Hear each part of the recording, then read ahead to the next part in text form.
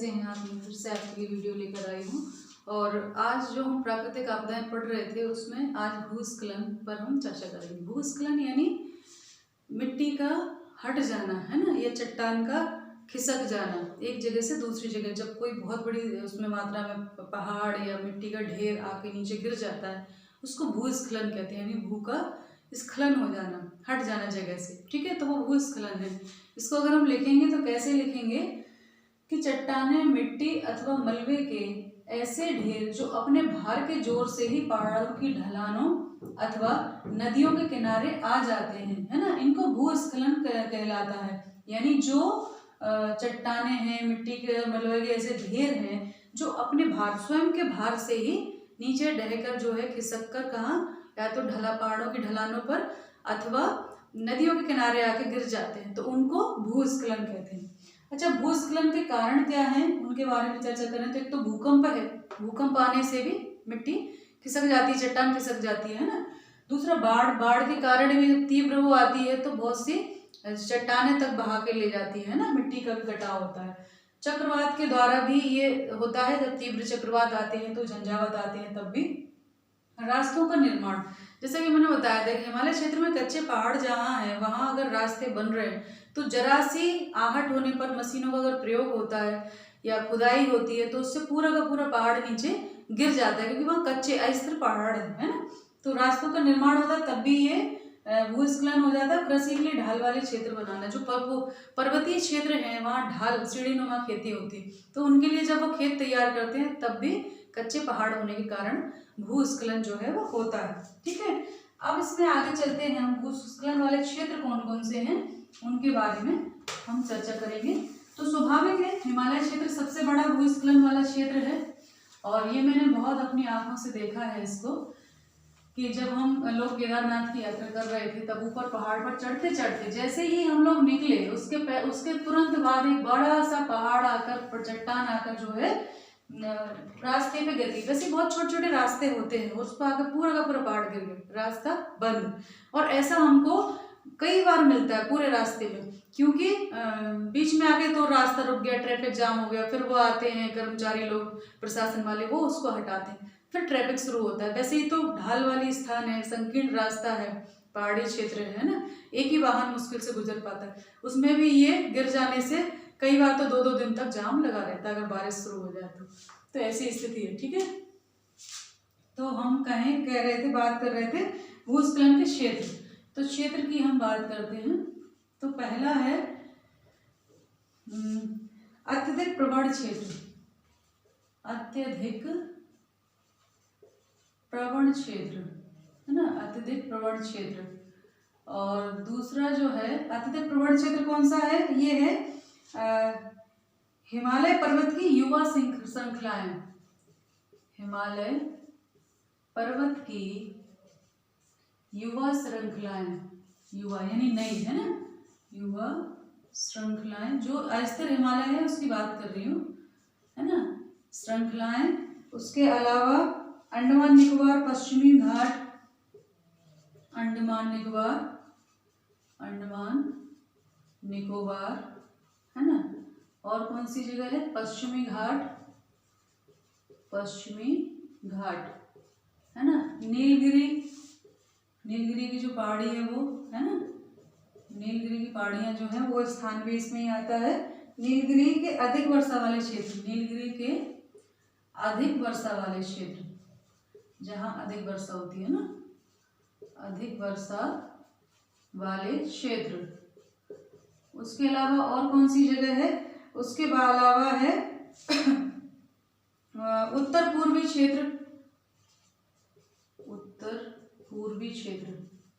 है ना, उत्तर पूर्वी क्षेत्र या भूकंप के क्षेत्र, भूकंप प्रभावी क्षेत्र, है ना, भूकंप प्रभावी क्षेत्र अर्थात, या फिर जहां पर रोड बन रही होती है वो, ठीक है।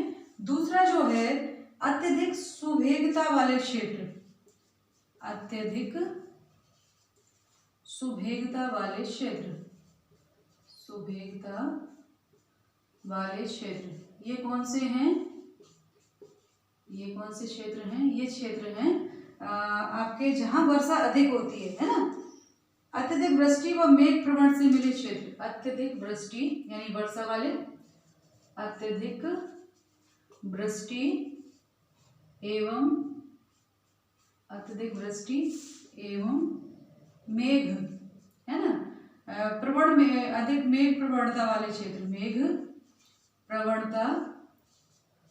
प्रवणता वाले क्षेत्र, ठीक है। और इनमें कौन से क्षेत्र हैं जो शामिल हैं, हम भौतिक रूप से बात करें तो ये हैं हिमालय क्षेत्र के सारे राज्य, है ना, इसमें आते हैं हिमालय क्षेत्र के सारे राज्य, हिमालय क्षेत्र के सारे राज्य, है ना, संपूर्ण राज्य जो है के सारे राज्य, है ना, यानी सारे हिमालय क्षेत्र के जो राज्य हैं वो इसके अंतर्गत आते हैं। उसके साथ साथ पूर्वोत्तर राज्य ये भी इसके अंतर्गत आते हैं, असम को छोड़कर, असम इसमें शामिल नहीं है ना, असम को छोड़कर संपूर्ण पूर्वोत्तर के राज्य, है ना, असम को छोड़कर। तो इस प्रकार से ये अत्यधिक सुवेगता वाले हैं। कम सुवेगता वाले राज्य कौन से हैं, कौन सा स्थान है, उसके बारे में भी हम बताएंगे आपको कि जहाँ कम प्रभाव रहता है। तो तीसरा है कम सुवेगता वाले, तीसरा कम सुवेगता वाले, है ना, कम सुवेगता वाले क्षेत्र। ये कौन से क्षेत्र हैं, ये कहाँ पाए जाते हैं भारत में, तो ये हैं हिमालय के कम पृष्ठ वाले क्षेत्र, है ना, मध्यम या कम है ये, है ना, मध्यम या कम, यहाँ या तो कम है या मध्यम, मीडियम है, ठीक है, मध्यम या कम सुवेगता वाले क्षेत्र। तो ये हैं कम वर्षा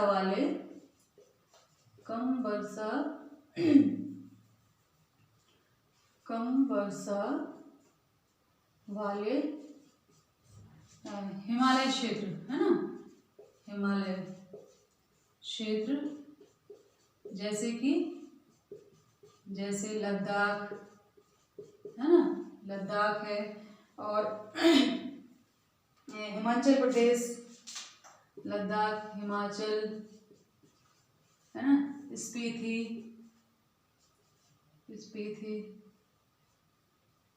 ठीक है, स्पीति, और ये स्पीति क्षेत्र, ठीक है। उसके अलावा अरावली, है ना, अरावली क्षेत्र, ये कम या मध्यम वाले हैं, है ना, और यहाँ पर चूंकि कम वर्षा होती है इसलिए कम वो होता है, नुकसान होता है, ठीक।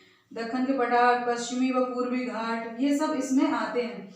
और अगर अपन राज्यों की बात करें तो जो झारखंड, उड़ीसा, छत्तीसगढ़, मध्य प्रदेश है, इनमें कम होता है प्रभाव, ठीक है, तो ये कम वाले हुए। अब है भूस्खलन के प्रभाव, हम देखें भूस्खलन के प्रभाव क्या क्या है, हम सब जानते हैं। नंबर 1 तो है भौतिक क्षति, ठीक है, भौतिक क्षति, भाई वो स्वाभाविक है, भौतिक क्षति तो होगी। और दूसरा है जान माल की हानि, तो यहाँ आप लिखें कि भाई चूंकि दबने से, है ना, मलबे में दबने से व्यक्ति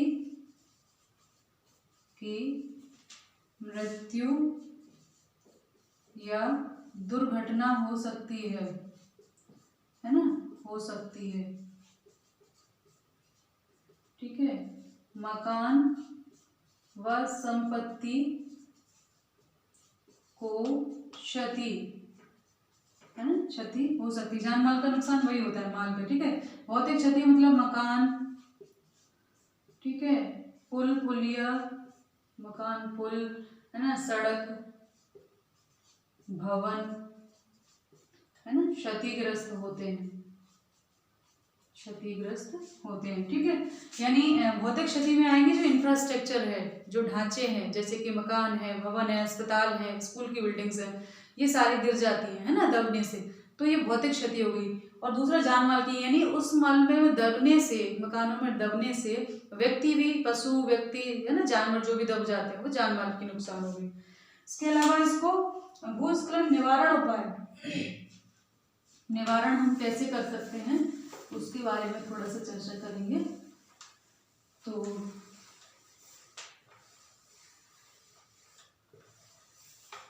निवारण उपाय,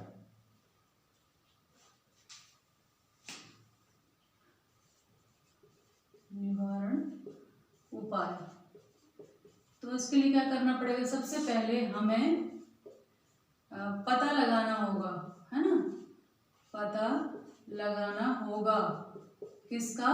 कि भाई भूकंप आने वाला है, ये भूस्खलन होने वाला है ना, तो भूस्खलन के क्षेत्रों का पता लगाना, यानी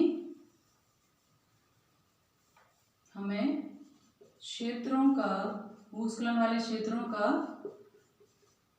पता लगाना होगा कि वो कौन कौन से हैं जहां सबसे ज्यादा भूस्खलन होता है ना। दूसरा जो है, कैसे पता चलेगा? मापन के द्वारा, अंकन के द्वारा, मानचित्र के द्वारा, ये सब चीजों के द्वारा हम पता लगा सकते हैं, ठीक है। और ऐसा करने से पता लग सकेगा कि बस्तियां बसाने के लिए कौन से क्षेत्र बचे हैं, ठीक है। और दूसरा जो है वो है पहाड़ी ढालों पर प्राकृतिक वनस्पति को बढ़ावा देना, पहाड़ी ढालों पर, पहाड़ी ढालों पर प्राकृतिक वनस्पति को, प्राकृतिक वनस्पति को, वनस्पति को क्या करना? बढ़ावा देना, यानी जो प्राकृतिक वनस्पति है उसको बढ़ावा देना, उसको काटना नहीं है और ज्यादा लगाना है, जिससे वो अपनी जड़ों से उन पहाड़ों को, जो कच्चे स्थिर पहाड़ या मिट्टी हैं, उनको अपने में जकड़े रहेंगे, ठीक है। तो अगर खाली जगह नहीं होगी तो वो स्वाभाविक है, वहां नहीं होगा। और सड़क, सिंचाई, नहरों के निर्माण में, या हम सीधा सीधा लिखें निर्माण कार्य में, निर्माण कार्य में इस बात का ध्यान रखा जाना चाहिए, इस बात का ध्यान रखा जाना चाहिए, रखा जाना चाहिए, किस बात का ध्यान रखना चाहिए? कि जो है मार्ग अवरुद्ध ना हो, है ना, प्राकृतिक जल मार्ग अवरुद्ध ना हो, प्राकृतिक जल मार्ग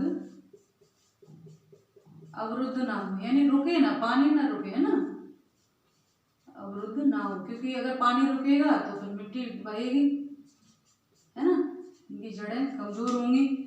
और चौथा जो है वो है मजबूत बुनियाद के साथ नक्शे तैयार करके बनाना, मजबूत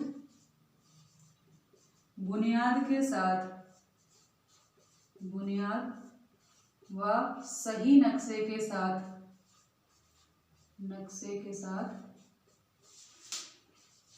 साथ निर्माण कार्य करना, यानी कुछ भी अगर बनाते हैं तो मजबूत बुनियाद के साथ बनाना चाहिए, निर्माण करना, ठीक है। तो ये एहतियात हम बरत सकते हैं, जिसके कारण सबसे प्रभावी और सस्ता है तरीका जो है वो है वनस्पति का आच्छादन, यानी अगर पेड़ लगे होंगे तो वो जड़ें पकड़ी होंगी मिट्टी की, और मिट्टी बहेगी नहीं, कमजोर नहीं होगी और नीचे नहीं आएगी। तो ये सबसे प्रभावी तरीका है। तो ये कुछ उपाय बताए थे। अगले वीडियो में मैं आपको अगली आपदा से रूबरू कराऊंगी, आपदा से नहीं, आपदा जो समस्या है उससे रूबरू कराऊंगी, और जानेंगे कैसे कैसे क्या कारण होते हैं, क्या प्रभाव होते हैं, है ना, सभी पर इसका प्रभाव पड़ता है। तो ध्यान रखिए, पढ़ाई करते रहिए। नमस्ते सभी को, धन्यवाद।